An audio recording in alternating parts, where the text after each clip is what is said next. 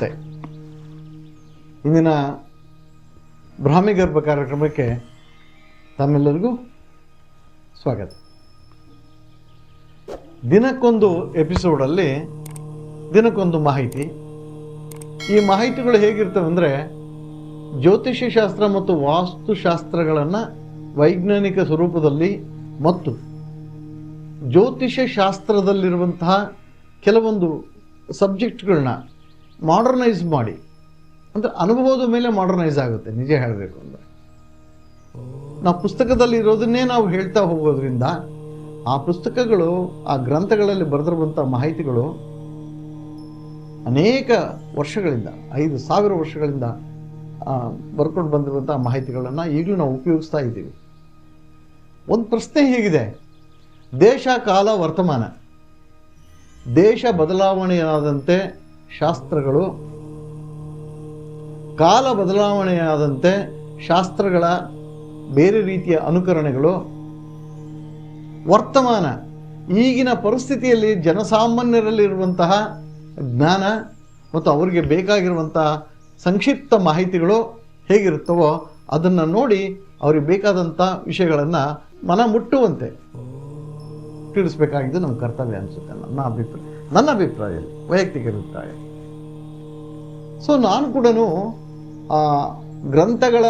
ಗ್ರಂಥಗಳಲ್ಲಿ ಇರುವಂತಹ ಮಾಹಿತಿಯನ್ನು ಮಾಡರ್ನೈಸ್ ಮಾಡಲಿಕ್ಕೆ ಪ್ರಯತ್ನ ಪಡ್ತಿದ್ದೀನಿ. ಯಾಕಂದರೆ ಜ್ಯೋತಿಷ್ಯ ಶಾಸ್ತ್ರ ತುಂಬ ಕ್ಲಿಷ್ಟಕರವಾದದ್ದು. ಅದನ್ನು ನೀವು ಅರ್ಥ ಮಾಡ್ಕೊಳ್ಳಿಕ್ಕೆ ತುಂಬ ಕಷ್ಟ ಆಗುತ್ತೆ. ಅದನ್ನು ಸಿಂಪ್ಲೆಸ್ಟ್ ವೇನಲ್ಲಿ ಹೇಗೆ ಹೇಳಲಿಕ್ಕೆ ಸಾಧ್ಯ, ಅದನ್ನು ಯಾವ ರೀತಿಯಲ್ಲಿ ನಾವು ಅನುಕರಣೆ ಮಾಡ್ಬೋದು, ಅನುಕರಣೆ ಅಲ್ಲ, ಹೇಗೆ ನಾವು ಅದನ್ನು ನಮ್ಮ ಜೀವನಕ್ಕೆ ಅಳವಡಿಸ್ಕೋಬೋದು ಅನ್ನೋದ್ರ ಬಗ್ಗೆ ನಾನು ಮಾಹಿತಿ ಕೊಡ್ತಾ ಇದ್ದೀನಿ. ಇವತ್ತು ಜನಸಾಮಾನ್ಯರಲ್ಲಿ ಬಂದೋಗಿರುವಂಥ ಬಹಳ ವಿಷಯ ಏನು ಗೊತ್ತಾ? ಮನೆ ಬಾಡಿಗೆಗೆ ಹೋಗಬೇಕಾದ್ರೂ ಕೂಡ, ಅಥವಾ ಒಂದು ಮನೆ ಕಟ್ಟಬೇಕಾದ್ರೂ ಕೂಡ, ಒಂದು ಶಾಪನ್ನು ತೆಗೆದುಕೊಳ್ಬೇಕಾದ್ರೂ ಕೂಡ ಪ್ರತಿಯೊಬ್ಬರು ಆರಿಸ್ಕೊಳ್ಳುವಂಥ ವಿಶಿಷ್ಟ ಏನು ಗೊತ್ತಾ? ಪೂರ್ವದ ಬಾಗಿಲು ಬೇಕು, ಇಲ್ವೇ ನಂದಿ ಬಾಗಿಲು ಬೇಕು. ನಂದಿ ಅಂದರೆ ಉತ್ತರ ಬಾಗಿಲು ಬೇಕು. ಇವೆರಡಕ್ಕೆ ಹೆಚ್ಚಿನ ಪ್ರಾಮುಖ್ಯತೆಯನ್ನು ಕೊಡ್ತಾರೆ. ಅದೇ ಪಶ್ಚಿಮಕ್ಕಾಗಲಿ ದಕ್ಷಿಣಕ್ಕಾಗಲಿ ಯಾರು ಪ್ರಾಮುಖ್ಯತೆಯನ್ನು ಕೊಡಲ್ಲ. ದಿಕ್ಕುಗಳೆಲ್ಲವೂ ಸರಿಸಮವೇ. ಎಲ್ಲ 4 ದಿಕ್ಕುಗಳು ಕೂಡ ಸರಿಸಮವಾಗೇ ಇರ್ತವೆ. ಆದರೆ ನಾವು ದಕ್ಷಿಣ ಮತ್ತು ಪಶ್ಚಿಮ ಬಾಗಿಲುಗಳನ್ನು ಒಪ್ಪೋದೇ ಇಲ್ಲ ನಾವು. ಇದು ಯಾಕೆ ಈ ಥರ ಬಂತು ಅಂತ ನಿಜ ಹೇಳಬೇಕಂದ್ರೆ, ಶಾಸ್ತ್ರಗಳಲ್ಲಿ ಎಲ್ಲೂ ಇಲ್ಲ. ನಿಮ್ಮ ಜಾತಕದಲ್ಲಿ ನಿಮ್ಮ ದಿಕ್ಕು ಯಾವುದಂತ ಕ್ಲೀನಾಗಿ ಗೊತ್ತಾಗುತ್ತೆ. ಈ ನಂದಿ ಬಾಗಿಲು ಮತ್ತು ಪೂರ್ವ ಬಾಗಿಲಿನ ದಿಕ್ಕುಗಳಲ್ಲಿ ಏನಾಗುತ್ತೆ ಅಂದರೆ, ಇಂಟರ್ನಲ್ ಅರೇಂಜ್ಮೆಂಟ್ಸ್ ಅಂತ ಹೇಳ್ತೀವಿ. ಒಳಗಡೆ ಇರುವಂತಹ ರೂಮ್ ಆಗಿರ್ಬೋದು, ಕಿಚನ್ ಆಗಿರ್ಬೋದು, ಟಾಯ್ಲೆಟ್ ಆಗಿರ್ಬೋದು, ಸರಿಯಾದ ರೀತಿಯಲ್ಲಿ ಕೂತ್ಕೊಳ್ತವೆ. ಅದನ್ನು ಬಿಟ್ಟು ಪಶ್ಚಿಮ ದಿಕ್ಕಿನಿಂದಾಗಲಿ ದಕ್ಷಿಣ ದಿಕ್ಕಿನಿಂದಾಗಲಿ ನಾವೇನಾದರೂ ಕನ್ಸ್ಟ್ರಕ್ಷನ್ ಮಾಡಿ ಅಥವಾ ಒಳಗಡೆ ಹೋದರೆ ಎಲ್ಲೋ ಒಂದೊಂದು ಕಡೆ ಪ್ಲೇಸ್ಮೆಂಟು ಚೇಂಜ್ ಆಗುತ್ತೆ. ದಕ್ಷಿಣ ದಿಕ್ಕಿನಿಂದ ಬಂದರೆ ಕಿಚನ್ ಹೋಗಿ ವಾಯುವ್ಯದಲ್ಲಿ ಕೂತ್ಕೊಳ್ಳುತ್ತೆ. ವಾಯುವ್ಯದಲ್ಲಿ ಎಂಟ್ರಿ ಕೊಟ್ಟನಪ್ಪ ಅಂದರೆ ಅಲ್ಲಿರುವಂಥ ಟಾಯ್ಲೆಟ್ಗಳು ಬಂದುಬಿಟ್ಟು ಬೇರೆ ಭಾಗದಲ್ಲಿ, ಅಗ್ನಿ ಭಾಗದಲ್ಲಿ ಕೂತ್ಕೊಳ್ತವೆ, ಇಲ್ಲ ದಕ್ಷಿಣದ ಮಧ್ಯ ಭಾಗದಲ್ಲಿ ಕೂತ್ಕೊಳ್ತವೆ. ಹೀಗಾಗಿ ಅದು ಒಂದು ಲುಕ್ಸ್ ಅಕ್ವರ್ಡ್ ಅಂತ ಹೇಳ್ತೀವಿ. ಅದರ ಬದಲಾಗಿ ಏನಾಗುತ್ತೆ, ನಾವಿಲ್ಲಿ ನಂದಿ ಬಾಗಿಲು ಮತ್ತು ಪೂರ್ವ ಬಾಗಿಲನ್ನು ಹೆಚ್ಚಾಗಿ ಇಷ್ಟಪಡ್ತೀವಿ. ಇರಲಿ, ಸಂತೋಷ. ನನ್ನ ಪ್ರಶ್ನೆ ಹೀಗಿದೆ: ನಿಮ್ಮ ದಿಕ್ಕು ಯಾವುದಾಗಾದರೆ? ಶಾಸ್ತ್ರೀಯವಾಗಿ ನಾ ಹಿಂದೆ ಕೆಲವೊಂದು ಸ್ಟಡೀಸ್ಗಳನ್ನ ಮಾಡಿದಾಗ ನಕ್ಷತ್ರ ಯಾವುದಿದೆಯೋ ಅದೇ ದಿಕ್ಕು ಅನ್ನೋ ಒಂದು ಅಭಿಪ್ರಾಯವನ್ನು ನಾನು ಹೊಂದಿದ್ದೆ. ಕಾಲಾಂತರದಲ್ಲಿ ಗೊತ್ತಾಗಿದ್ದು ಇದಲ್ಲ ಅಂತಂದೇಳಿ. ಹಾಗಿದ್ದಲ್ಲಿ ನಮ್ಮ ದಿಕ್ಕು ಯಾವುದು ಅಂತ ಹೇಳ್ತೀನಿ ಕೇಳಿ. ಜಾತಕದ ಕುಂಡಲಿಯಲ್ಲಿ ಒಂದು ಲಗ್ನ ಅಂತ ಇರುತ್ತೆ.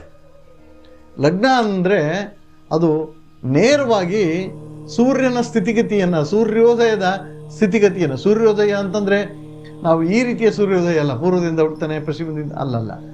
ನಮ್ಮ ಜಾತಕದಲ್ಲಿ ನಾವು ಜನನ ಕಾಲದಲ್ಲಿ ರವಿಯ ಜನನ ಯಾವ ದಿಕ್ಕಿಂದ ಪೂರ್ವ ದಿಕ್ಕೇ, ಅದು ಬೇರೆ ಏನಲ್ಲ. ಆ ದಿಕ್ಕಿನಲ್ಲಿದ್ದಾಗ, ಅಂದರೆ ಯಾವ ರಾಶಿಯಲ್ಲಿ ಲಗ್ನ ಇರುತ್ತೋ ಅದು ಪೂರ್ವವಾಗುತ್ತೆ. ಇದು ಭಾಳ ಮುಖ್ಯ. ಎಲ್ಲಿ ಲಗ್ನ ಇರುತ್ತೋ, ಈಗ ಫಾರ್ ಎಕ್ಸಾಂಪಲ್ ನಿಮಗೆ ಮಕರ ಲಗ್ನ ಅಂತಂದಾಗ ಪಶ್ಚಿಮ ನಿಮ್ಮ ದಿಕ್ಕನ್ನು ಸೂಚಿಸುತ್ತೆ. ಅರ್ಥ ಆಗುತ್ತಲ್ವಾ?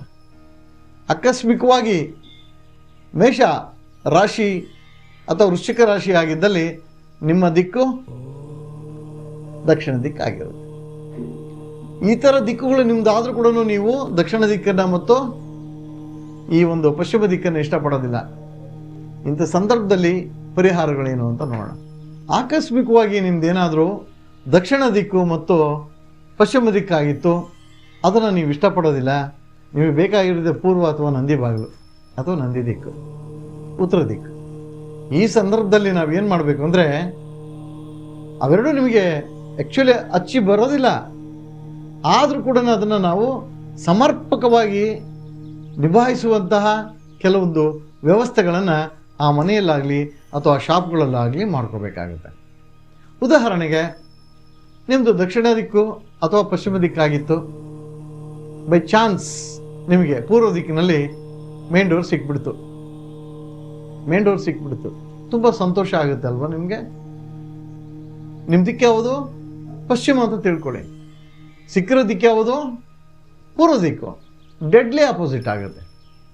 ಹಾಗಿದ್ದಲ್ಲಿ ನಾವು ಪಶ್ಚಿಮ ದಿಕ್ಕಿನಿಂದ ಬರುವಂಥ ಎನರ್ಜಿಯನ್ನು ಆ ಮನೆಯಲ್ಲಿ ಡಿಸಾಲ್ವ್ ಮಾಡಬೇಕು, ಕರಗಿಸ್ಬೇಕಾಗಿ ಎನರ್ಜಿಯನ್ನು. ಬಿಕಾಸ್ ನೀವು ಬರ್ತಾ ಇರೋದು ಪೂರ್ವ ದಿಕ್ಕು, ನೆಗೆಟಿವ್ ಎನರ್ಜಿ. ಈ ಸಂದರ್ಭದಲ್ಲಿ ಏನು ಮಾಡಬೇಕು ನಾವು? ಸಾಧ್ಯವಾದಷ್ಟು ಪೂರ್ವದ ದಿಕ್ಕಿನಿಂದ ಬಂದು ಪಶ್ಚಿಮ ದಿಕ್ಕನ್ನು ನೋಡುವಾಗ ಪಶ್ಚಿಮ ದಿಕ್ಕಿನಲ್ಲಿ ವೈಶಿಷ್ಟ್ಯಪೂರ್ಣವಾಗಿ ನೀಲಿ ಅಥವಾ ತಿಳಿ ನೀಲಿ ಆ ಒಂದು ಬಣ್ಣದಿಂದ ಇರುವಂಥ ಒಂದು ಪ್ರಕೃತಿಯ ಚಿತ್ರ ಅಥವಾ ಒಂದು ವಿಶಿಷ್ಟವಾಗಿ ನೋಡಿದ ತಕ್ಷಣ ಮನಸ್ಸಿಗೆ ಸಂತೋಷವನ್ನು ಕೊಡುವಂತಹ ಒಂದು ಪೋಸ್ಟರನ್ನು ಆ ಒಂದು ಯಾವುದಕ್ಕೆ ಪಶ್ಚಿಮದ ಗೋಡೆಗೆ ಹಾಕಬೇಕು. ಅದು ಕನಿಷ್ಠ ಪಕ್ಷ ಪ್ರಕೃತಿಯ ಚಿತ್ರ ಆಗಿರೋದ್ರಿಂದ ನಿಮ್ಮ ಮನಸ್ಸಿನ ಆಹ್ಲಾದಕರವನ್ನು ಹೆಚ್ಚಿಸುತ್ತೆ. ಅವಾಗ ನೀವು ಪಶ್ಚಿಮವನ್ನು ಅಕ್ಸೆಪ್ಟ್ ಮಾಡ್ದಂಗೆ ಆಗುತ್ತೆ. ಸರಿ ಆಯಿತು, ನನಗೆ ಪಶ್ಚಿಮ ದಿಕ್ಕಿಂದನೇ ಎಂಟ್ರಿ ಸಿಕ್ಬಿಟ್ಟಿದೆ, ಏನು ಮಾಡ್ಬೇಕು ನಾನು? ಹಾಗಿದ್ದಲ್ಲಿ ನೀವು ಪಶ್ಚಿಮ ದಿಕ್ಕಿನಿಂದ ಎಂಟ್ರಿ ಕೊಟ್ಟರು ಕೂಡ ನಿಮ್ಮ ದಿಕ್ಕು ಪೂರ್ವ ಆಗಿತ್ತು, ಸಿಕ್ಕಿರೋದು ಪಶ್ಚಿಮ. ಈ ಸಂದರ್ಭದಲ್ಲಿ ನಾನೇನು ಮಾಡಬೇಕು ಅಂದರೆ, ಪೂರ್ವದ ದಿಕ್ಕಿನಲ್ಲಿ ಉದಯಿಸುವ ಸೂರ್ಯನ ಚಿತ್ರವನ್ನು ಅಥವಾ ಸಪ್ತಾಶ್ವಗಳು 7 ಅಶ್ವಗಳು ಓಡುವಂತಹ ಒಂದು ಉತ್ತಮವಾದಂಥ ಪೋಸ್ಟರ್ನ, ಅದರಲ್ಲಿ ಕೂಡ ವಿಶೇಷವಾಗಿ ನೀಲಿಯ ಬಣ್ಣ, ಸ್ವಲ್ಪ ಲೈಟ್ ಬ್ಲೂಯಿಶ್ ಅಂತ ಹೇಳ್ತೀವಿ ಅದು, ಮತ್ತು ಯೆಲ್ಲೋಯಿಶ್ ಅಥವಾ ರೆಡಿಶ್, ಈ ಥರ ಇರುವಂತಹ ಚಿತ್ರವನ್ನು ಅಲ್ಲಿ ಹಾಕಬೇಕು. ಅವಾಗೇನಾಗುತ್ತೆ, ನಾರ್ಮಲಿ ನಿಮ್ಮ ದಿಕ್ಕು ಸರಿ ಹೋಗುತ್ತೆ. ಜೊತೆಗೆ ಪೂರ್ವ ದಿಕ್ಕಿನಲ್ಲಿರುವಂಥ ಕಿಟಕಿಯನ್ನು ಯಾವುದೇ ಕಾರಣಕ್ಕೂ ಬೆಳಗ್ಗೆ 6 ಗಂಟೆಗೆ ಓಪನ್ ಮಾಡಿದರೆ ಸಾಯಂಕಾಲ 6 ಗಂಟೆವರೆಗೂ ಓಪನ್ ಆಗಿರಬೇಕು. ಯಾಕಂದರೆ ಸೂರ್ಯನಿಂದ ಬರುವಂಥ ಎಲ್ಲ ಫಲಗಳನ್ನು ಕೂಡ ಆ ಕಿಟಕಿಯ ಮುಖಾಂತರ ನಿಮ್ಮ ಮನೆಯೊಳಗಡೆ, ನಿಮ್ಮ ಶಾಪ್ ಒಳಗಡೆ ಬಂದು ನಿಮ್ಮ ಮನಸ್ಸು ಸಂತೋಷಕರವಾಗಿರುತ್ತೆ, ಹಾಗೂ ಉತ್ತಮ ಕುಟುಂಬ, ಉತ್ತಮ ವ್ಯವಹಾರ ಮಾಡಲಿಕ್ಕೆ ಸಾಧ್ಯ. ಇಲ್ಲ ಗುರುಗಳೇ, ನನಗೆ ಆ್ಯಕ್ಚುಲಿ ನಂದು ದಿಕ್ಕು ಬಂದು ಉತ್ತರ, ನನಗೆ ದಕ್ಷಿಣ ಸಿಕ್ಬಿಟ್ಟಿದೆ, ಏನು ಮಾಡಲಿ? ಉತ್ತರ ದಿಕ್ಕು ನಂದು, ನನಗೆ ದಕ್ಷಿಣ ಸಿಕ್ಕಿದೆ, ಏನು ಮಾಡಲಿ? ಎಂಟ್ರಿ ಪ್ರಾಬ್ಲಮ್ ಇಲ್ಲ. ದಕ್ಷಿಣದ ಆಗ್ನೇಯದಲ್ಲಿ ದ್ವಾರವನ್ನು ಇಡಬೇಕು. ಒಳಗಡೆ ಬರೋದಕ್ಕಿಂತ ಮುಂಚೆ ಆ ಮುಖ್ಯ ದ್ವಾರಕ್ಕೆ ಒಂದು ಕಾಪರ್ದು ಸ್ವಸ್ತಿಕ್ ಅಂತ ಹೇಳ್ತೀವಿ, ಆ ಚಿಹ್ನೆಯನ್ನು ಮತ್ತು ಶ್ರೀಚಕ್ರದ ತಾಮ್ರದ ಪಟವನ್ನು ಆ ಒಂದು ಯಾವುದು ಬಾಗಿಲು, ಹೆಬ್ಬಾಗಿಲಿಗೆ ಹಾಕಬೇಕು. ಮತ್ತು ಕೆಳಗಡೆ ಇರುವಂಥ ಥ್ರೆಶ್ಹೋಲ್ಡ್ ಅಂತ ಹೇಳ್ತೀವಿ, ಹೊಸ್ತಿಲಿಗೆ ವಿಶೇಷವಾಗಿ ತಾಮ್ರದ ನಾಣ್ಯಗಳನ್ನು, ಕನಿಷ್ಠ ಪಕ್ಷ 9 ತಾಮ್ರದ ನಾಣ್ಯಗಳನ್ನು ಅಲ್ಲಿ ಹೊಡಿಬೇಕು. ಮತ್ತು ನೀವು ಹೊಡಿಬೇಕಾದ್ರೆ ಕಬ್ಬಿಣದ ಮೊಳೆಯನ್ನು ಮಾತ್ರ ಉಪಯೋಗಿಸಬಾರ್ದು, ತಾಮ್ರದ ಮೊಳೆಯನ್ನೇ ಉಪಯೋಗಿಸ್ಬೇಕಾಗುತ್ತೆ. ಇದು ಬಹಳ ಮುಖ್ಯ ನಿಮಗೆ ಹೇಳ್ತಾರೆ. ಕಬ್ಬಿಣ ಮಾತ್ರ ಹಾಕಬಾರ್ದು. ತದನಂತರ ಏನು ಮಾಡಬೇಕು? ದಕ್ಷಿಣ ದಿಕ್ಕಿನಿಂದ ಎಂಟ್ರಿ ಆಗ್ತೀರಾ, ಪೂರ್ವದ ಗೋಡೆ ಇದೆಯಲ್ಲ, ಪೂರ್ವದ ಗೋಡೆಯಲ್ಲಿ ಸಾಧ್ಯವಾದಷ್ಟು ಒಂದು ಫಿಶ್ ಅಕ್ವೇರಿಯಮನ್ನು ಇಡಿ, ಮತ್ತು ಗಿಡಗಳನ್ನು, ಗ್ರೀನರೀಸ್ ಅಂತ ಹೇಳ್ತೀವಿ, ಸಸ್ಯ ಯಾವುದು ಹಸಿರು ಬಣ್ಣದ ಗಿಡ, ಕೆಲವೊಂದು ಯೆಲ್ಲೋಯಿಶ್ ಲೀವ್ಸ್ಗಳು ಸಿಗುತ್ತೆ, ಬೇಡ, ಹಸಿರು ಬಣ್ಣದ ಎಲೆಗಳುಳ್ಳ ಕೆಲವೊಂದು ಗಿಡಗಳನ್ನು ಆ ಭಾಗದಲ್ಲಿಡಿ. ಡೆಫಿನೆಟ್ಲಿ ನಿಮ್ಮ ಪ್ರಾಬ್ಲಮ್ ಅಲ್ಲಿಗೆ ಸಾಲ್ವ್ ಆಗುತ್ತೆ. ಇಷ್ಟು ಮಾಡಿದರೆ ಸಾಕು. ಅದನ್ನು ಬಿಟ್ಬಿಟ್ಟು ಇಲ್ಲ ನನಗೆ ದಕ್ಷಿಣದ ಬಾಗಿಲು ಆಗೋದಿಲ್ಲ, ನಾನು ಪೂರ್ವಕ್ಕೆ ಬೇಕು ಅಂತ ಅಲ್ಲಿ ಡೋರನ್ನು ಇಲ್ಲಿ ಮುಚ್ಚಿ ಅಲ್ಲಿ ಡೋರನ್ನು ಓಪನ್ ಮಾಡೋದು, ಇಂಥ ಒಂದು ಕ್ರಿಯೆಗಳನ್ನು ಮಾಡಿದರೆ ಕಟ್ಟಿದಂಥ ಮನೆಯಲ್ಲಿರುವಂಥ ಎನರ್ಜಿ ಡಿಸ್ಟರ್ಬ್ ಆಗುತ್ತೆ. ಅವಾಗ ನೀವು ಅಲ್ಲಿ ಜೀವನ ಮಾಡೋದು ಅತಿ ದುಸ್ತರವಾದ ಸ್ಥಿತಿಯನ್ನು, ಸ್ಪೆಷಲಿ ನಿಮ್ಮ ಆರೋಗ್ಯ ಮತ್ತು ಮನಸ್ಸಿನ ಮೇಲೆ ಪರಿಣಾಮವನ್ನು ಬೀರುತ್ತೆ. ಹಾಗೆ ಮಾಡಬೇಡಿ. ನಾನು ಹೇಳಿದಂಥ ಚಿಕ್ಕ ಪುಟ್ಟ ಬದಲಾವಣೆಗಳೊಂದಿಗೆ ನೀವು ಆ ಮನೆಯನ್ನು ಸರಿಪಡಿಸ್ಕೋಬೋದು. ದೇವರು ನಿಮ್ಗೆ ಒಳ್ಳೇದು ಮಾಡಲಿ ಅಂತ ಹಾರೈಸ್ತೀನಿ.